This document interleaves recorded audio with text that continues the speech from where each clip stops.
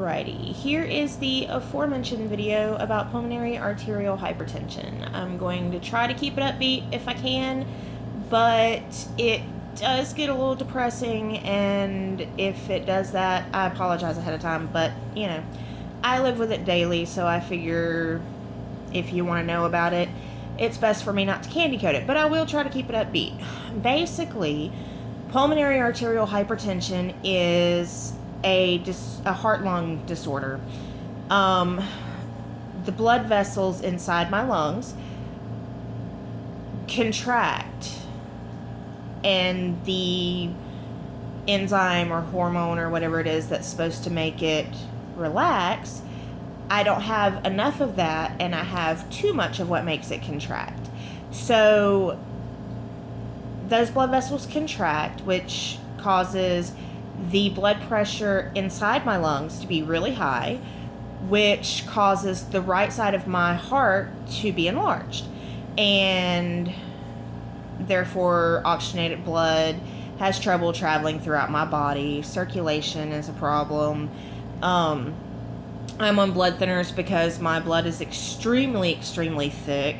My friend Leah is a nurse, and she described it one day as looking like jelly. That's how thick it can be. And that's on the blood thinners that it looked like that, because she was checking my INR. Anyway, so it's really dangerous. And if my oxygen level drops too low, I can pass out. And when you pass out, that's when really bad things start to happen, because if you're alone and you pass out, you don't have anybody there to make sure you come to again. My husband has had to breathe for me on numerous occasions whenever I have passed out. And it's really scary for him. It's really scary for me when I wake up. Obviously, I don't know what's happening when it's happening. So all I have is his account and my mother's account and my stepfather's account of what happens. The worst time that this happened, my husband said my pulse was so faint, it was like 1 or 2 beats a minute. I'm pretty sure that's exaggerating, but basically the worst time that it happened, though they probably won't actually say this around me, I probably almost died. There have been some funny things that have happened with it, such as whenever I started having TIAs, which are mini strokes. That was from my blood being so thick before I got put on blood thinners. And when I was having the mini strokes, in my head, I was saying everything right, but it was coming out weird, and I could tell that it was coming out weird, and it was kind of funny. I don't know.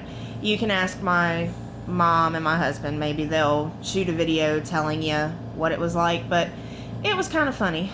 Anyway, so yeah, that's pulmonary arterial hypertension. It really sucks. I'm on oxygen 24 hours a day. I'm on 6.5 liters of oxygen 24 hours a day. That's a lot of oxygen. And I have, let's see, I have 2 pills that I take. It used to be 3, and now it's 2, but I'm also on an IV medication. This is not getting racy, but here is my IV port here, and 24 hours a day I have a medication called Velletri pumped into me, and this is a vasodilator. It helps to dilate my blood vessels and let the blood move through more easily. Anybody that knew me before I got on this medication would be surprised I was able to talk this long without stopping to catch my breath, because I was so bad off before this medication. I couldn't stand up without stopping. I couldn't walk 5 steps without stopping. I couldn't talk much. I never made phone calls. I would only text. I couldn't sit and have a conversation without having to stop and catch my breath. It was horrible. I mean, imagine not being able to breathe and then multiply it by like 100. It's just terrible. And I couldn't do anything. I used to work full time. I worked full time whenever I was first diagnosed, and I had to stop working because I couldn't do it anymore. I mean, I don't know what else to say.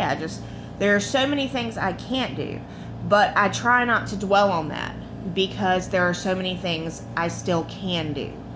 And I do try to do everything that I can.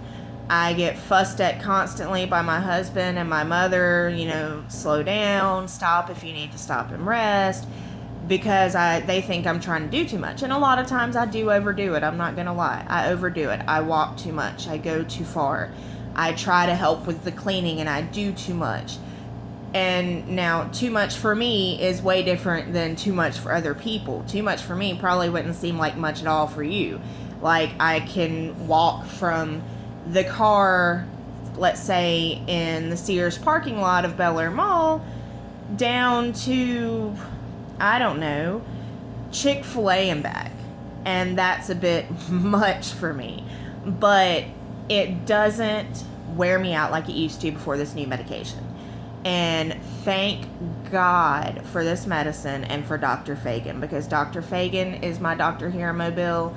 And had I not started going to her and she put me on this medicine, I'm not going to lie, I would probably already be dead. Because the doctors in Birmingham gave up on me a long time ago, never told me about this medication. And yeah, so that's as far as we're going to go with that, because that'll get ugly if I keep on that subject. So anyway, I don't really know what else to tell you. If you have questions about how I found out I had the disease, or if there's something you want to know, or anything like that, just comment with your questions. I'll be glad to answer them. I'll make a video explaining everything in your questions. I don't really know how much information this gave you.